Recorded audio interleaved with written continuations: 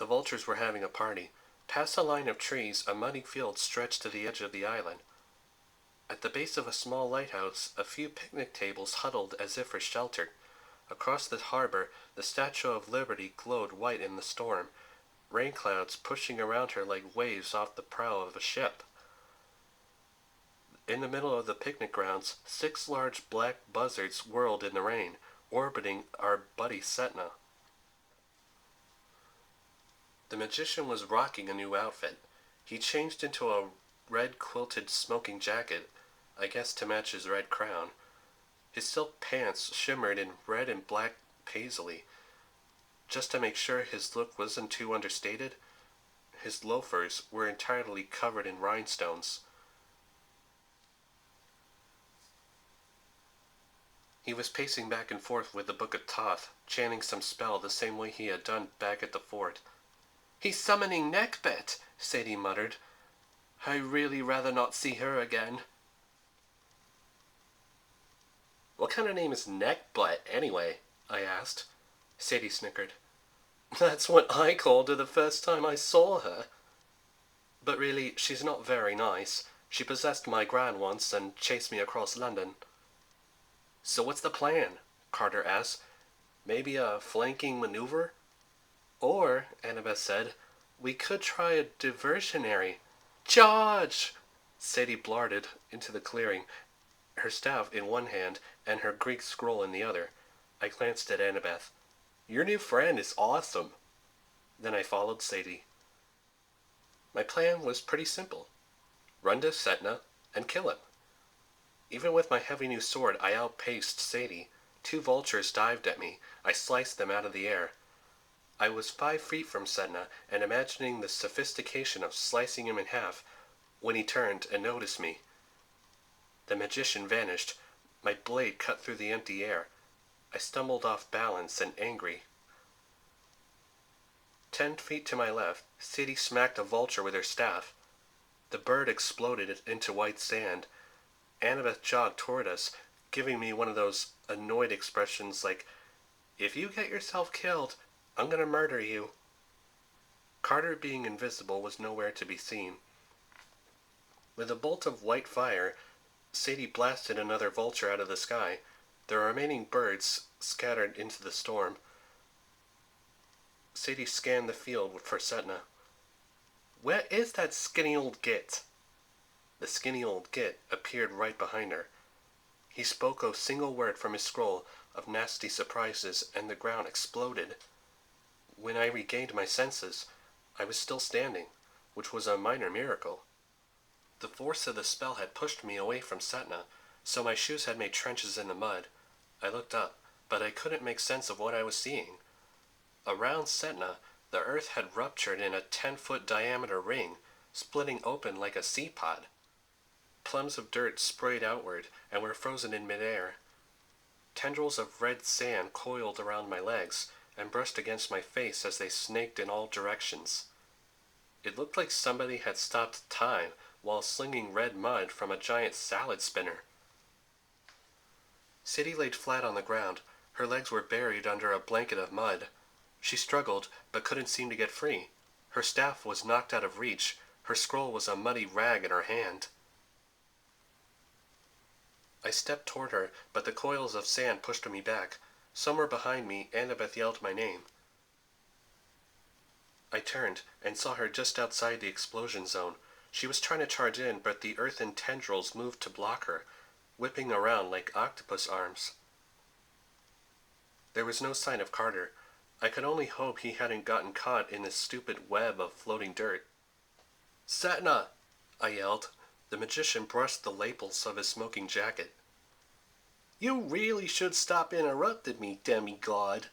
The dish-red crown was originally a gift to the pharaohs from the earth god Jeb, you know. It can defend itself with some cool earth magic." I gritted my teeth. Annabeth and I had recently done battle with Gaia, the Earth Mother. More dirt sorcery was the last thing I needed. Sadie struggled, her legs still encased in mud. "Clean up all this dirt right now, young man. Then give us that crown and go to your room." The magician's eyes glittered. Ah, Sadie, delightful as always. Where's your brother? Did I accidentally blow him up? You can thank me for that later. Right now I must get on with business. He turned his back on us and resumed chanting. The wind picked up. Rain whipped around him. The floating lines of sand began to stir and shift. I managed to step forward, but it was like wading through wet cement. Behind me, Annabeth wasn't having much more luck. Sadie managed to pull one of her legs free, minus her combat boot. She cursed worse than my immortal horse friend Orion, which is pretty bad. Setna's weird earth spell was loosening, but not fast enough.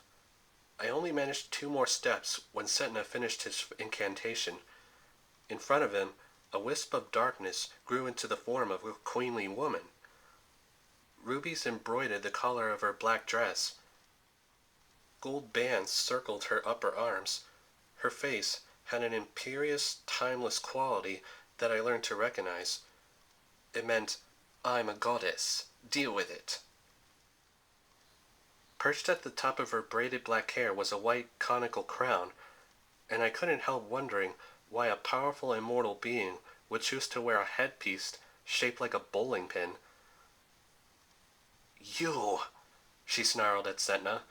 Me, he agreed. Wonderful to see you again, Neckbed.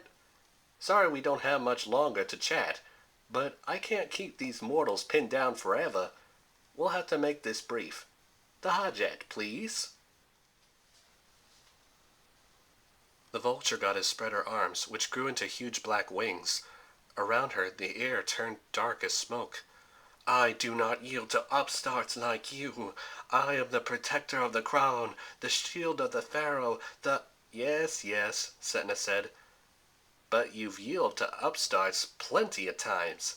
The history of Egypt is basically a list of which upstarts you've yielded to.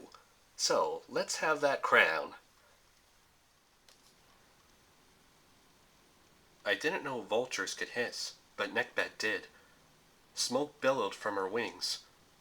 Around the clearing, Setna's earth magic shattered. The tendrils of red sand fell to the ground with a loud slosh, and suddenly I could move again. Sadie struggled to her feet. Annabeth ran to my side. Setna didn't seem concerned about us. He gave Neckbed a mock bow. Very impressive. But what's this? He didn't need to read from the scroll this time. He shouted a combination of Greek and Egyptian words I could recognize from the spell he had used back at the fort. I locked eyes with Annabeth, and I could tell we were thinking the same thing. We couldn't let Setna consume the goddess. Sadie raised her muddy piece of papyrus. Annabeth, you and Percy get Neckbed out of here. Go! No time to argue. Annabeth and I plowed into the goddess like linebackers and pushed her across the field away from Setna. Behind us, Sadie yelled, Carano! I didn't see the explosion, but it must have been impressive. Annabeth and I were thrown forward. We landed on top of Neckbed, who let out an ignorant squawk. By the way, I would not recommend stuffing your pillow with vulture feathers. They're not very comfy. I managed to get up. Where Setna had been standing was a smoking crater. Sadie's hair was singed at the tips. Her scroll was gone. Her eyes were wide with surprise. That was brilliant! Did I get him? Nope. Setna appeared a few feet away. His clothes were smoldering, but he looked more dazed than hurt. He knelt and picked something up, something conical and white. Neckbed's crown, which must have rolled off when we tackled her. Thanks for this. He knelt and picked up something conical and white. Neckbed's crown, which must have rolled off when we tackled her. Thanks for this. Setna spread his arms triumphantly. The white crown in one hand, the Book of Thoth in the other. Now where was I? Oh, right, consuming all of you. Across the field, Carter's voice yelled, Stap! I guess stap is actually a word in ancient Egyptian. Who knew? A bright blue hieroglyph floated through the air, cutting off Setna's right hand at the wrist. Setna shrieked in pain. The Book of Thoth dropped into the grass. 20 feet away from me, Carter appeared out of thin air, holding Annabeth's Yankees cap. He wasn't in giant chicken mode, but since he'd just saved our lives, I wasn't going to complain.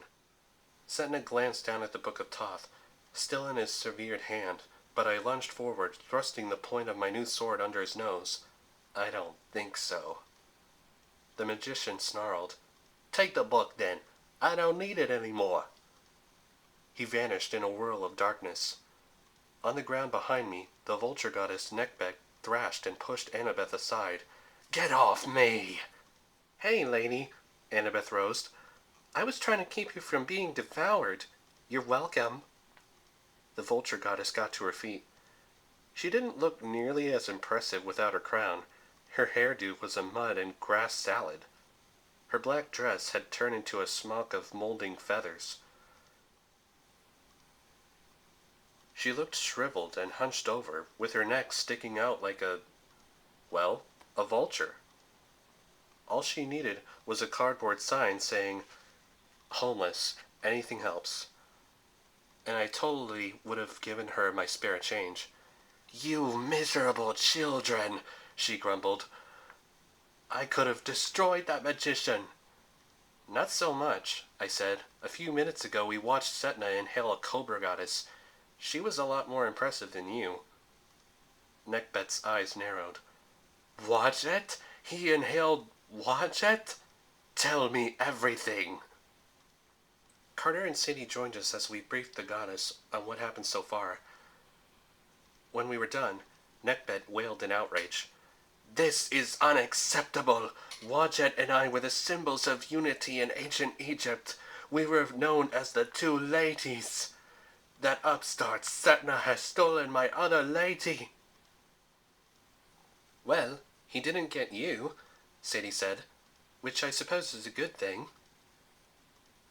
Neckbet bared her teeth, which were pointy and red like a row of little vulture beaks. You Canes!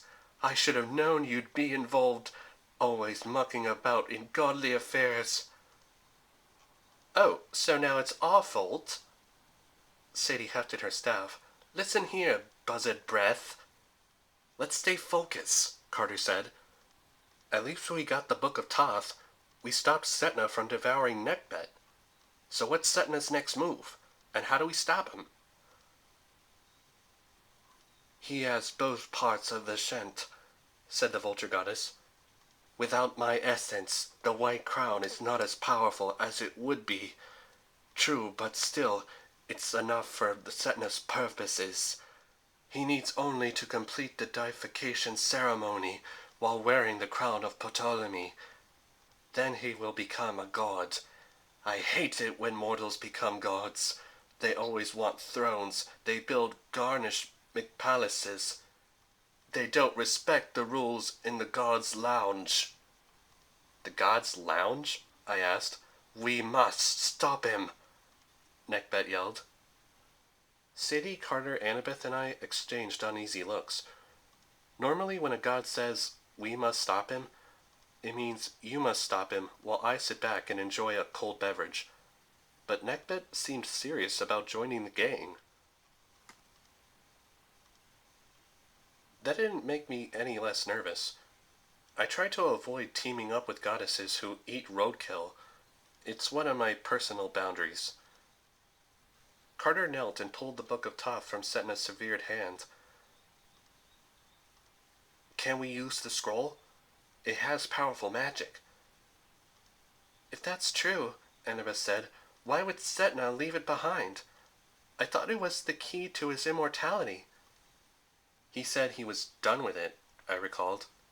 I guess he, passed the test, so he threw away his notes. Annabeth looked horrified. Are you crazy? You throw away notes after a test? Doesn't everybody, Miss Brainiac? Guys, Sadie interrupted, it's terribly cute watching you two snipe at each other, but we have business.